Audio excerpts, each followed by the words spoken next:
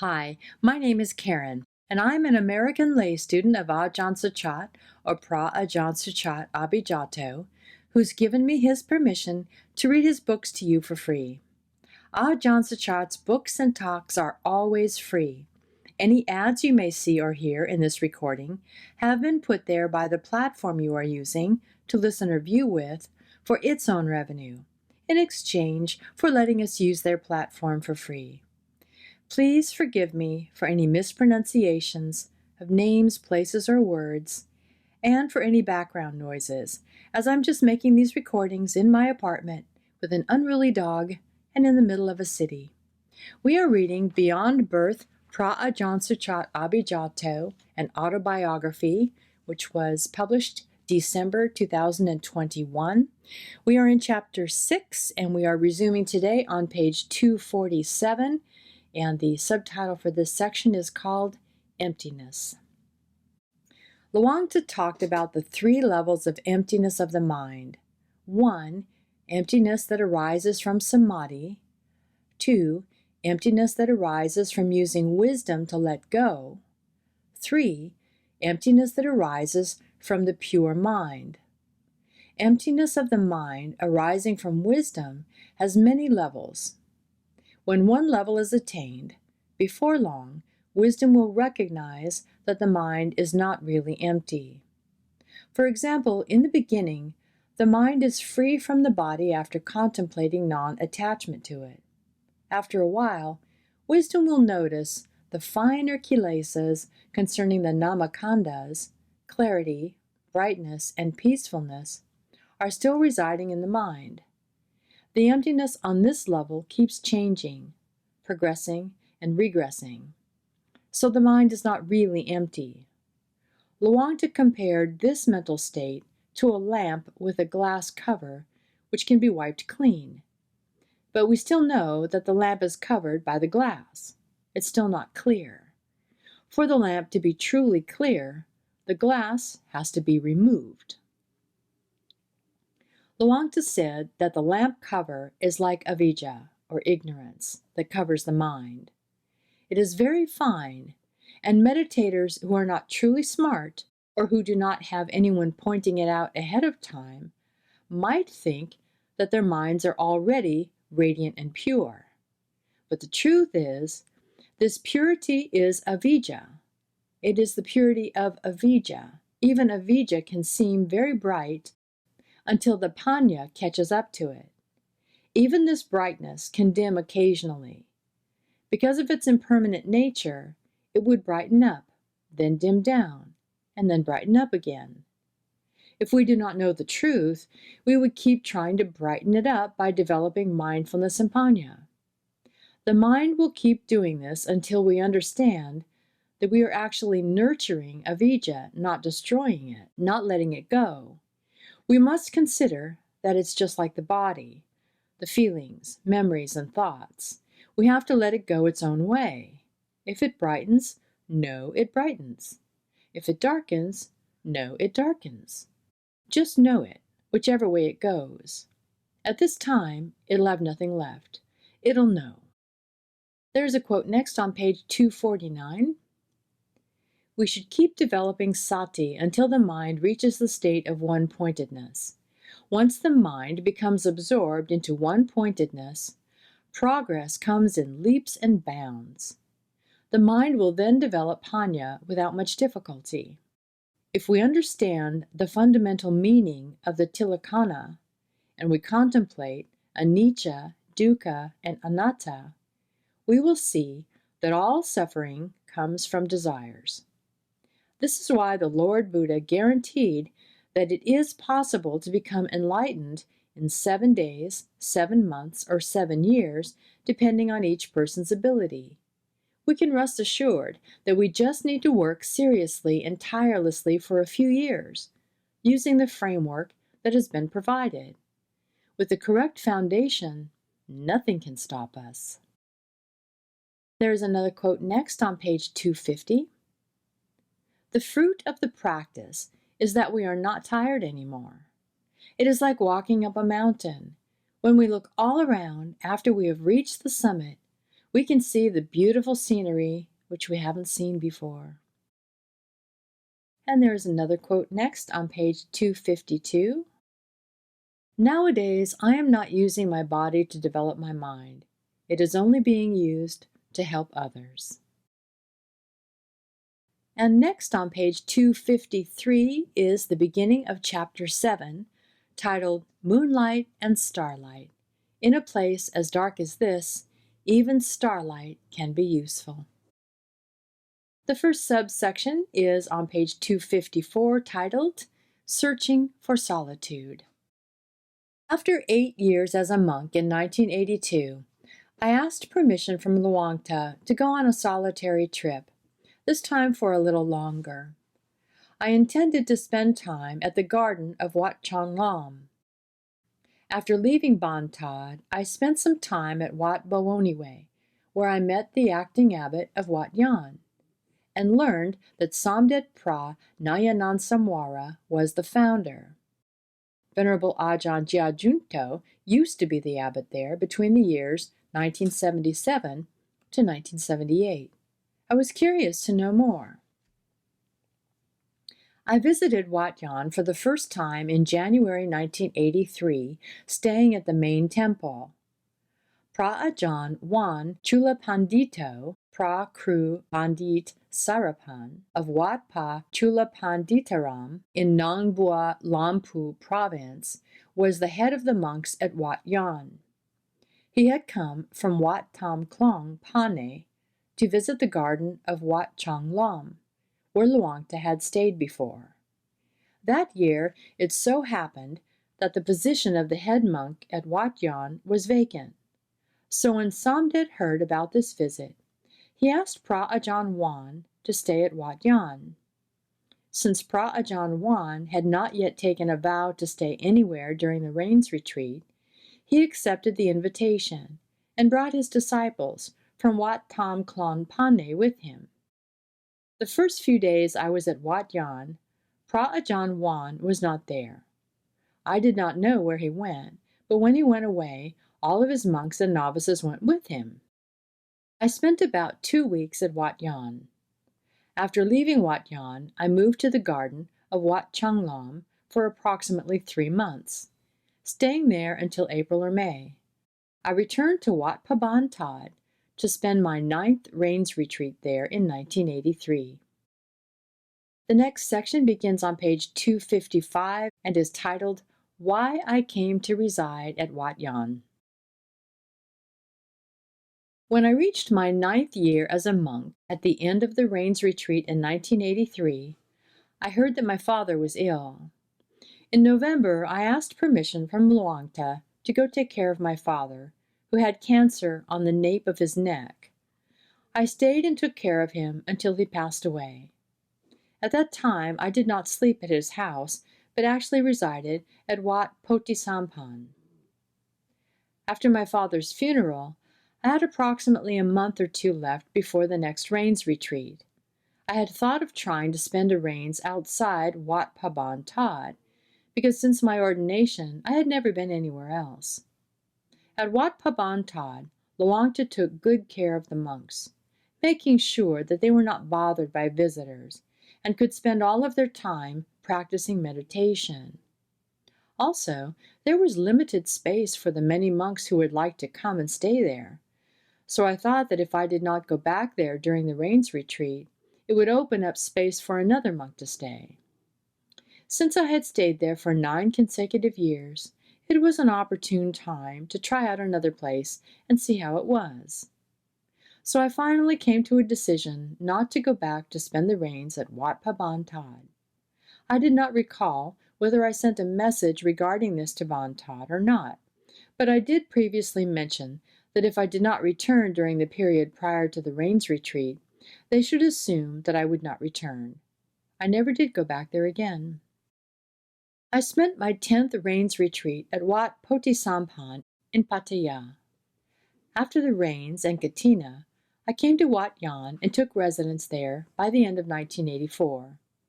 During the first 2 years, I had not yet moved up the mountain, but stayed at the main temple below, because I had a health problem. I was prone to fevers and was not sure what caused them. Later, I found out that it was because I slept on a cold cement kuti floor, so my body was not warm enough. I acquired some wooden planks to use as a bed and stopped having fevers. Before this, I had bouts of fever and sore throats. This led me to worry about moving up to stay at the mountain, where it was very humid in the forest. I had to stay at the kuti below, where the air flowed easily.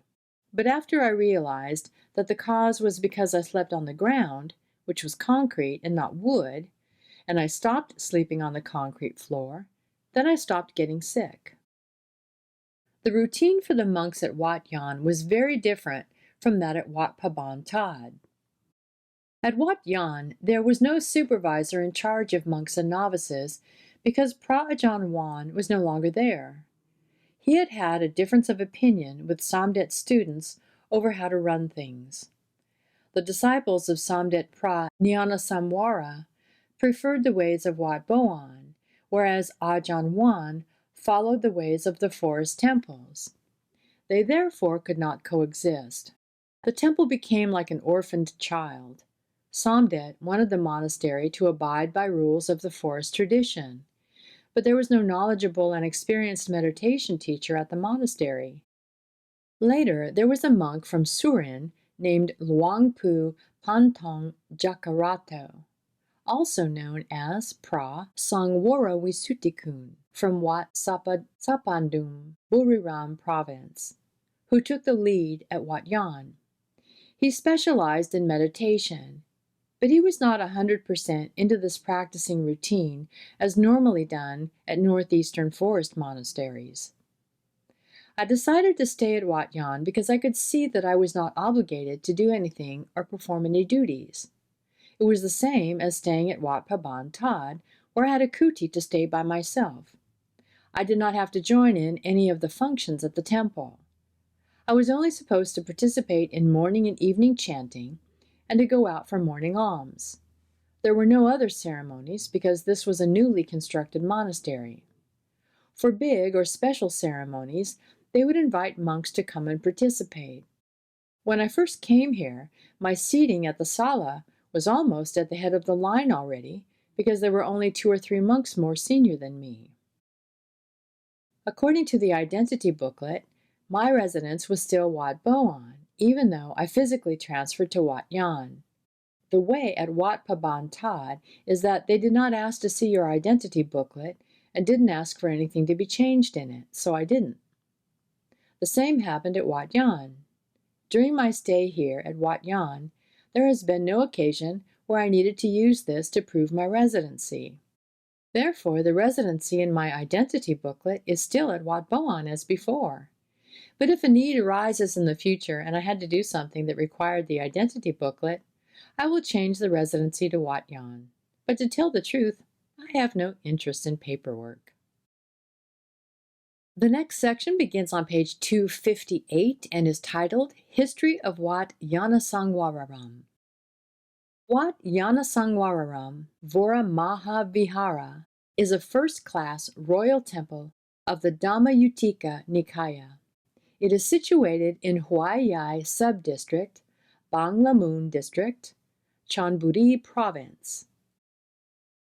Kromluang Vajirana Samwara Charoan Suwadano Samdet Yannasangwara, the Supreme Patriarch of the Thai Sangha at that time, was the chairman of the committee to construct the temple in 1976.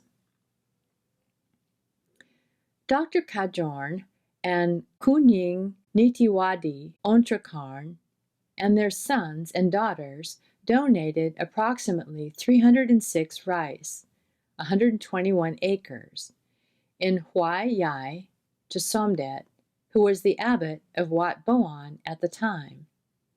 Later, to start the construction of the temple, the committee bought an adjacent piece of land of approximately 60 rice, 24 acres, and donated it to this project. The land area dedicated for the construction totaled 366 rai, 2 ngang, 11 darangwa, or about 145 acres. Approval was granted for the name Wat Yannasangwararam when the construction began. Permission to begin construction as a religious site was given in 1977. It was designated a Buddhist temple by the Department of Religious Affairs on March 21, 1978.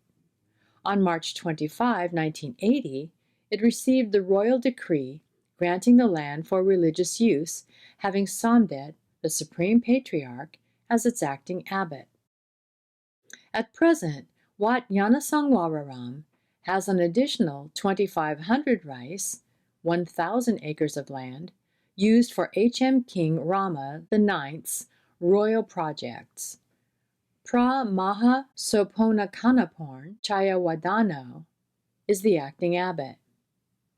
The main purpose of Wat Yannasangwararam is to create a meditation practice and retreat center. The emphasis is on providing a place for tranquility and insight meditation for both monks and lay people who are pursuing a religious education and discipline, as well as charity work and merit-making. The next section begins on page 262 and is titled History of the Sala on Cheon Mountain. Under the leadership of Ajahn, further development of the lower level of Wat Yan began with the construction of the Uposatha Hall and other buildings. Khao Cheon at the time had no official overseer, and Ajahn thought that it was tranquil and suitable for practicing meditation. He sought permission from Somdet to develop Khao Cheon and was granted it. Somdet agreed that the location was conducive for meditation and for spiritual development. Ajahn invited lay people to assist in the development of Cheon Mountain. He asked for old lumber that had been donated to Somdet to build a sala and kutis, including the kuti for Somdet himself. Previously, Ajahn had wanted to build Somdet's kuti on the mountain near Wat Yan, where the mandap now stands, where the monks start their walk down during the Buddhist Takbat Devo festival at the end of the rains retreat. It so happened that they then planned to build a pavilion at that location, so Somdet's kuti was moved. Because there was no road up the mountain at that time, monks, novices, and lay people helped carry the construction materials up the mountain along a forest trail. When the construction work was completed, Somdet would spend the nights meditating at the mountain retreat area whenever he came to Wat Yan on construction business.